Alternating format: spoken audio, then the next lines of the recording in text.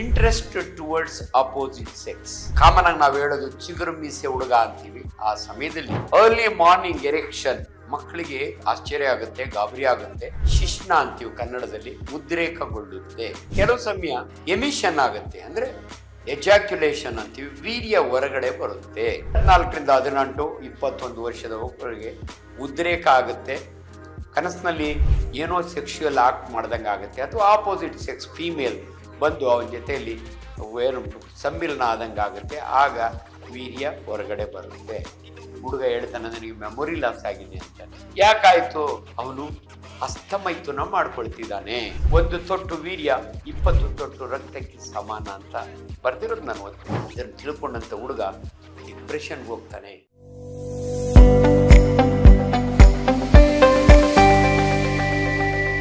ನಮಸ್ಕಾರ, ಡಾಕ್ಟರ್ ಆಂಜನಪ್ಪ. ಇವತ್ತು ನಾನು ಡಾಕ್ಟರ್ ಬಾಸ್ ಮುಖಾಂತರ ಒಂದು ವಿಷಯ, ಒಂದು ಇಂಪಾರ್ಟೆಂಟ್ ವಿಚಾರ, ತಂದೆ ಮಕ್ಕಳಿಗೆ ಹೇಳೋಕ್ಕಾಗೋದಿಲ್ಲ, ಟೀಚರ್ಸ್ ಮಕ್ಕಳಿಗೆ ಗೈಡ್ ಮಾಡೋಕ್ಕಾಗೋದಿಲ್ಲ ಅಂತ ವಿಚಾರ. ಅಂದರೆ ನಿಮ್ಗಾಗಲೇ ಅರ್ಥ ಆಗಿರಬೇಕು ಸೆಕ್ಸ್ ಬಗ್ಗೆ. ಸೆಕ್ಸ್ ಅಂದರೆ ನಾವು ಕಾಮನ್ ಆಗಿ ಮೇಲ್ ಸೆಕ್ಸಾ ಫೀಮೇಲ್ ಸೆಕ್ಸಾ ಅನ್ನೋದು ಮಾಡಿ, ಆದರೆ ಸೆಕ್ಷುಯಲ್ ಆ್ಯಕ್ಟ್ ಅದ್ರ ಬಗ್ಗೆ ಇದು ಯಾವಾಗ ಶುರುವಾಗುತ್ತೆ? ಗಂಡು ಮಕ್ಕಳಲ್ಲಿ ಇಂಟ್ರೆಸ್ಟ್ ಟುವರ್ಡ್ಸ್ ಅಪೋಸಿಟ್ ಸೆಕ್ಸ್ ಯಾವಾಗ ಶುರುವಾಗುತ್ತೆ ಅಂದರೆ ಯೂಶಲಿ 14 ಇಯರ್ಸ್ಗೆ. ಹೆಂಗೆ ಗೊತ್ತಾಗುತ್ತೆ?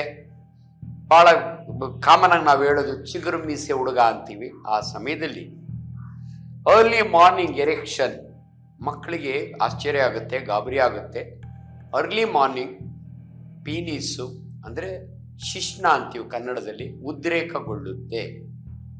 ಅಂಡ್ ಕೆಲವು ಸಮಯ ಎಮಿಷನ್ ಆಗುತ್ತೆ, ಅಂದರೆ ಎಜಾಕ್ಯುಲೇಷನ್ ಅಂತೀವಿ, ವೀರ್ಯ ಹೊರಗಡೆ ಬರುತ್ತೆ. ನಿಮ್ಗೆ ಆಶ್ಚರ್ಯ ಆಗುತ್ತೆ. ಒಂದು ತಂದೆ ಒಂದು ಸಾರಿ ನನ್ನ ಹತ್ರ ತನ್ನ ಮಗನ ಕಾಚವನ್ನು ಒಂದು ಕವರ್ನಲ್ಲಿ ಇಟ್ಕೊಂಡು ತೊಗೊಂಬಂದು ಕೇಳ್ತಾನೆ, ಡಾಕ್ಟ್ರೇ ನನ್ನ ಮಗ ದಿನ ಕಾಚನ ಹಿಂಗೆ ವೆಟ್ ಮಾಡ್ಕೋತಾನೆ, ತೇವ ಮಾಡ್ಕೊಂಡಿರ್ತಾನೆ, ಏನ್ರಿ ಡಾಕ್ಟ್ರೇ ಮಾಡೋದು? ಅವ್ರಿಗೆ ಒಂದೇ ಪ್ರಶ್ನೆ ಕೇಳಿದೆ, ಸ್ವಾಮಿ ನೀವು ಮಾಗಡಿ ಕಡೆ ಹಳ್ಳಿಯಿಂದ ಬಂದಿರೋರು ನನಗೆ ಗೊತ್ತಿದೆ, ಎಷ್ಟು ವರ್ಷಕ್ಕೆ ಮದುವೆ ಆದ್ರಿ? ಡಾಕ್ಟ್ರೆ ನಾವೆಲ್ಲ 20-21 ವರ್ಷಕ್ಕೇನೆ, ಆಗೆಲ್ಲ ಏಜ್ ಲಿಮಿಟ್ ಇರಲಿಲ್ಲ. 21 ಇವತ್ತು, ಹೆಣ್ಣು ಮಕ್ಕಳಿಗೆ 18 ವರ್ಷ. ನಾವು 20-21ಕ್ಕೆ ಮದುವೆ ಆದವನು. ಅದಕ್ಕೆ ಸ್ವಾಮಿ ನಿಮಗೆ ಆ ಪ್ರಾಬ್ಲಮ್ ಇರಲಿಲ್ಲ. ಈಗಿನ ಮಕ್ಕಳಿಗೆ ಇದ್ರ 26, 27, 28 ಆದರೂ ಮದುವೆ ಆಗಲ್ಲ. ಇದು ಫಿಸಿಯಲಾಜಿಕಲ್ ಫೆನಾಮಿನ. ನೋಡಿ, ನಾನು ಮಾತಾಡ್ಬೇಕಾದ್ರೆ I am a qualified doctor. ಬೇರೆ ಫ್ಯಾಕ್ಟ್ಸ್ ಮಾತಾಡೋದಕ್ಕೂ ನಾನು ಮಾತಾಡೋದಕ್ಕೂ ವ್ಯತ್ಯಾಸ ಇಷ್ಟಿರುತ್ತೆ. ವಿಜ್ಞಾನ ಹೇಳುತ್ತೆ, ಈ ಸೆಕ್ರಿಷನ್, ಪ್ಯಾಂಕ್ರಿಯಾಟಿಕ್ ಜ್ಯೂಸ್ ಇದೆ, ನಿಮ್ಮ ಸಲೈವ ಇದೆ ಜ್ಯೂಸು, ನಿಮ್ಮ ಗ್ಯಾಸ್ಟ್ರಿಕ್ ಜ್ಯೂಸ್ ಇದೆ, ಇವೆಲ್ಲ ಹೆಂಗೆ ಉತ್ಪತ್ತಿ ಆಗುತ್ತಲ್ಲ ಅದೇ ರೀತಿಯಲ್ಲಿ ಮನುಷ್ಯನ ದೇಹದಲ್ಲಿ ವಯಸ್ಸಿಗೆ ತಕ್ಕಂತೆ ವೀರ್ಯ ಉತ್ಪತ್ತಿ ಆಗುತ್ತೆ. ಸೊ ಅದಕ್ಕೆ ಅನೇಕ ಮೆಕ್ಯಾನಿಸಮ್ ಇದ್ದಾವೆ, ನ್ಯೂರೋಲಾಜಿಕಲ್ ಮೆಕ್ಯಾನಿಸಮ್ಮು.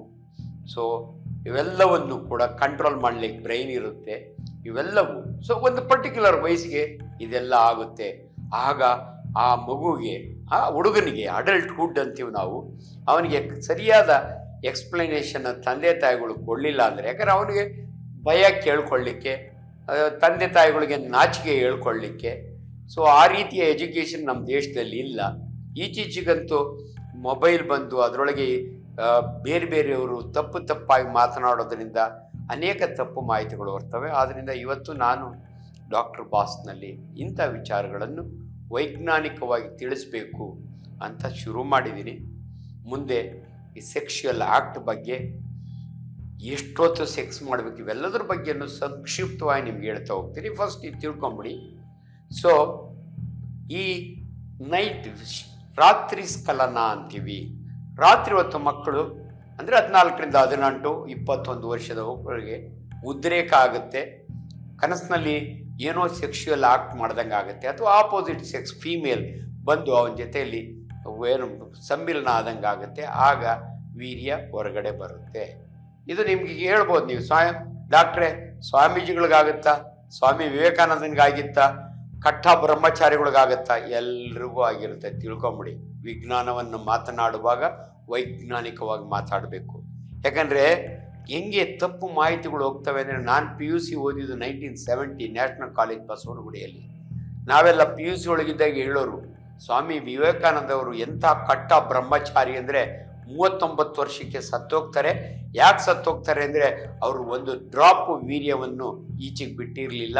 ಅದು ಅಕ್ಯುಮುಲೇಟ್ ಆಗಿ ಆಗಿ ಕುತ್ತಿಗೆವರೆಗೂ ಬಂದು ಚೋಕಾಗಿ ಸತ್ತೋದ್ರು ಅಂತ. ನಾನು ಇನ್ನೂ ಅವಾಗ ಮೆಡಿಕಲ್ ಕಾಲೇಜಿಗೆ ಸೇರಿರಲಿಲ್ಲ. ಮೆಡಿಕಲ್ ಕಾಲೇಜಿಗೆ ಸೇರಿದ ಮೇಲೆ ಗೊತ್ತಾಯಿತು ಹಂಗೆ ಸಾಧ್ಯವೇ ಇಲ್ಲ, ಅದು ಸೆಮೈನಲ್ ವೆಸಿಕಲ್ಸು ಕುತ್ತಿಗೆವರೆಗೂ ಬರೋಕ್ಕೆ ಸಾಕಲ್ಲ. ಮತ್ತು ಯಾಕೆ ಸತ್ತೋದ್ರು ಅದಕ್ಕೆ ಆನ್ಸರ್ ಬೇಕಲ್ಲ. Unfortunately such a wonderful man, he was a juvenile diabetic.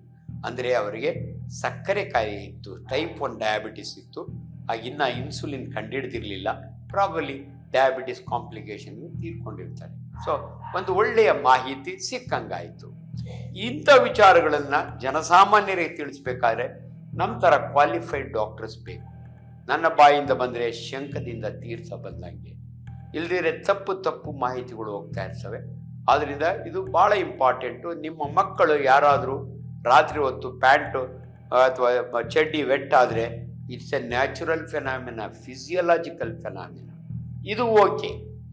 ಇನ್ನೊಂದು ಆಘಾತಕಾರಿ ವಿಚಾರ ಅಂದರೆ ಮಗನ ಕರ್ಕೊಂಬರ್ತಾರೆ ಡಾಕ್ಟ್ರೇ, 18 ವರ್ಷ, ನನ್ನ ಮಗ SSLC ಒಳಗೆ 98% ತೊಗೊಂಡಿದ್ದ ಡಾಕ್ಟ್ರೇ, ಈಚೀಚೆಗೆ ಅವನು ಓದ್ಲಿಕ್ಕೆ ಕಾನ್ಸಂಟ್ರೇಟ್ ಮಾಡ್ತಿಲ್ಲ, ಡೈವರ್ಟ್ ಆಗ್ತದೆ, ಎಲ್ಲೆಲ್ಲೋ ಯೋಚನೆ ಮಾಡ್ತಾನೆ, ಫಸ್ಟ್ PUC ಒಳಗೆ 65% ಬಂದಾನೆ, ಏನು ಮಾಡೋದು ಡಾಕ್ಟ್ರೇ?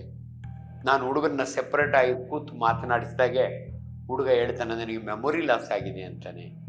ಯಾಕಾಯಿತು? ಅವನು ಹಸ್ತಮೈಥುನ ಮಾಡ್ಕೊಳ್ತಿದ್ದಾನೆ. ಅವನು ಆ ಏಜ್ನೊಳಗೆ ಯಾರಿಂದನೋ, ಸ್ನೇಹಿತರಿಂದನೋ ಯಾರಿಂದನೋ ಕಲ್ತ್ಕೊಳ್ತಾನೆ. ಹಸ್ತಮೈಥುನದ ಬಗ್ಗೆ ನಿಮಗೆ ದಯವಿಟ್ಟು, ಇದು ನನ್ನ ಟಾಪಿಕ್ ಅಂದರೆ ನಾನು 3rd MBBS ಓದೋವಾಗ ಫಾರೆನ್ಸಿಕ್ ಸೈನ್ಸ್ ಅಂತ ಒಂದು ಸಬ್ಜೆಕ್ಟಲ್ಲಿ ಈ ಸೆಕ್ಷುಯಲ್ ಆಕ್ಟ್ಸು, ಪರ್ವರ್ಷನ್ ಬಗ್ಗೆ ನಮಗೆ ಪಾಠ ಇರುತ್ತೆ.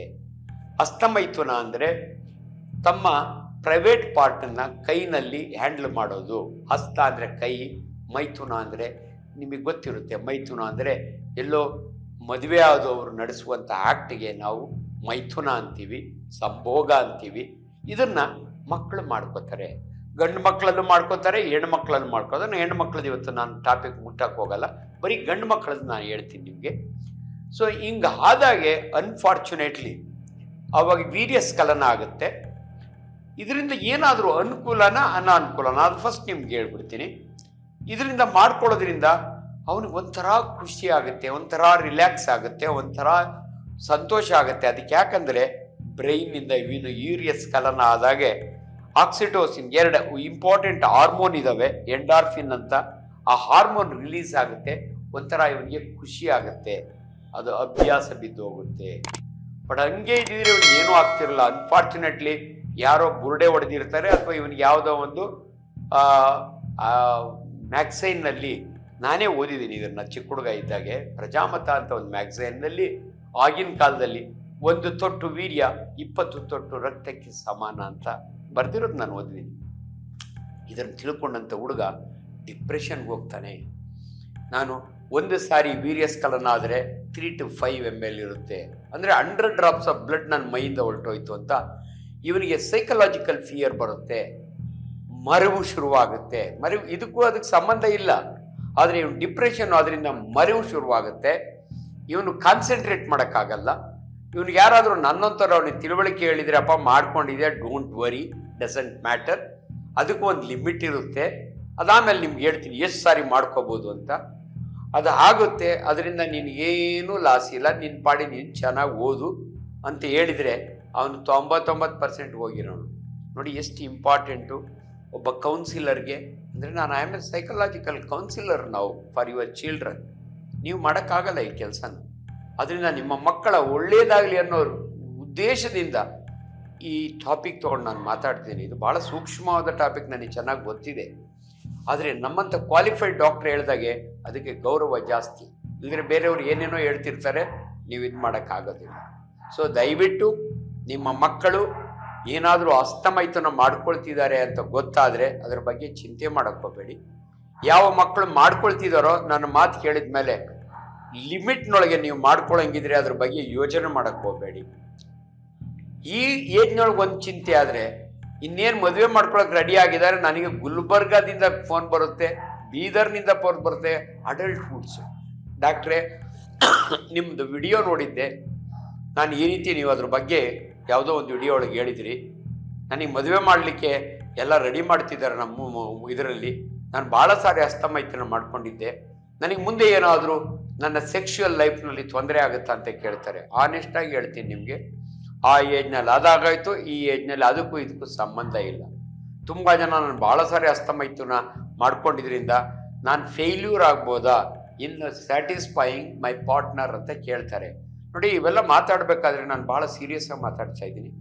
ದಯವಿಟ್ಟು ಇಂಥ ವಿಚಾರಗಳನ್ನು ವೈಜ್ಞಾನಿಕವಾಗಿ, ಯಾಕಂದರೆ ಒಬ್ಬ ಮನುಷ್ಯನ ಅವನು ಡಿಪ್ರೆಷನ್, ಮದುವೆನೇ ಬೇಡ ಅಂತಾನೆ, ಅವನು ತಂದೆ ತಾಯಿ ಒಪ್ಸಕ್ಕೆ ಹೋದ್ರೂ ಬೇಡ ಅಂತಾನೆ, ಯಾಕಂದರೆ ಇವನಿಗೆ ಇದು ಸೈಕಲಾಜಿಕಲ್ ಫಿಯರ್. ಸೊ ಇಂಥ ಫಿಯರ್ಗಳನ್ನೆಲ್ಲ ಹೋಗಲಾಡಿಸ್ಬೇಕು ಅಂದರೆ ಈ ರೀತಿಯ ವಿಚಾರಗಳನ್ನ ವೈಜ್ಞಾನಿಕವಾಗಿ ನಾವು ಪ್ರಸಾರ ಮಾಡಬೇಕು. ನಾನು ಎಲ್ಲನಾರ ಟಾಕ್ ಹೊಡಿಬೋದು, ಅನೇಕ ಶಾಲಾ ಕಾಲೇಜುಗಳಲ್ಲಿ ಕೌನ್ಸಿಲಿಂಗ್ ಮಾಡ್ಬೋದು. ಆದರೆ ಇವತ್ತು ಇಂಥ ಮಾಧ್ಯಮದ ಮುಖಾಂತರ ನಾನು ಮಾತಾಡಿದರೆ ಸಾವಿರಾರು ಲಕ್ಷಾಂತರ ಜನಕ್ಕೆ ತಲುಪುತ್ತೆ ಅನ್ನೋ ಉದ್ದೇಶದಿಂದ ಇದನ್ನು ಮಾತಾಡ್ತಾ ಇದ್ದೀನಿ. ದಯವಿಟ್ಟು ಹಸ್ತಮೈಥುನ ಒಂದು ಸೈಕಲಾಜಿಕಲ್ ಪ್ರಾಬ್ಲಮ್ ಅಲ್ಲ, ಅದರ ಸೈಡ್ ಎಫೆಕ್ಟ್ಸ್ ಇಲ್ಲ, ಗುಡ್ ಎಫೆಕ್ಟ್ಸು ಇದ್ದಾವೆ. ತೀರಾ ಅತಿಯಾಗಿ ಮಾಡಿಕೊಂಡಾಗೆ ಸೈಡ್ ಎಫೆಕ್ಟ್ ಇರ್ತವೆ, ಅದರೊಳಗೇನು ಇದೇನಿಲ್ಲ. ಸೊ ಆದ್ದರಿಂದ ದಯವಿಟ್ಟು ಇಂಥ ವಿಚಾರಗಳನ್ನು ಮಾತನಾಡುವಾಗ ಯಾರೂ ಬೋರ್ಡ್ ಹಾಕ್ಕೊಂಡಿರ್ತಾರೆ ಮೆಜೆಸ್ಟಿಕ್ ಅಂತ ಹೋಟ್ಲುಗಳಲ್ಲಿ ಸೆಕ್ಸ್ ಸ್ಪೆಷಲಿಸ್ಟ್ ಅಂತ, they are all not sex specialist. ದಯವಿಟ್ಟು ತಿಳ್ಕೊಳ್ಳಿ. ಅವನು ಯಾವನ SLC ಫೇಲ್ ಆಗಿರೋರಿರ್ತಾನೆ ಅಥವಾ ಯಾವನ ಕ್ವ್ಯಾಕ್ ಅಂತಾನೆ, ನಾವು ಅವ್ರನ್ನೆಲ್ಲ ಕ್ವ್ಯಾಕ್ಸ್ ಅಂತೀವಿ. ಅನೇಕ ಜನಗಳಿಗೆ ಚೀಟ್ ಮಾಡ್ತಾರೆ. ನೀವು ನೋಡಿರ್ಬೋದು, ಕೆಲವು ಏರಿಯಾಗಳಲ್ಲಿ ಟೆಂಟ್ ಹಾಕ್ಕೊಂಡು ಗುಜರಾತ್ನಿಂದ ಬಂದಿದ್ದೀನಿ, ಕೇರಳದಿಂದ ಬಂದಿದ್ದೀನಿ, ಚೈನೀಸ್ ಮೆಡಿಸಿನ್ ಕೊಡ್ತೀನಿ, ಇಂಥವ್ರಿಗೆ ಭಾಳ ಜನಕ್ಕೆ ಮೋಸ ಮಾಡ್ತಾರೆ. ದಯವಿಟ್ಟು ಅಂಥ ಅನ್ಕ್ವಾಲಿಫೈಡ್ ಕ್ವ್ಯಾಕ್ಸ್ ಹತ್ರ ಹೋಗಿ ಸಿಕ್ಕಾಕೋಬೇಡಿ. ಇದನ್ನು ಹೇಳಲಿಕ್ಕೋಸ್ಕರವಾಗಿ ನಾನು ಈ ವಿಚಾರ ಶುರು ಮಾಡಿದ್ದೀನಿ. ಇದನ್ನು ಇಲ್ಲಿ ಕಂಕ್ಲೂಡ್ ಮಾಡಿ ನಿಮ್ಮ ನೆಕ್ಸ್ಟ್ ಇನ್ನೆರಡು ಭಾಳ ಇಂಪಾರ್ಟೆಂಟ್ ಮುಂದಿನ ಎಪಿಸೋಡ್ನೊಳಗೆ ನಾನು ನಿಮ್ಮ ಸೆಕ್ಸ್ ಬಗ್ಗೆ ಮಾತಾಡ್ತೀನಿ. ನಮಸ್ಕಾರ.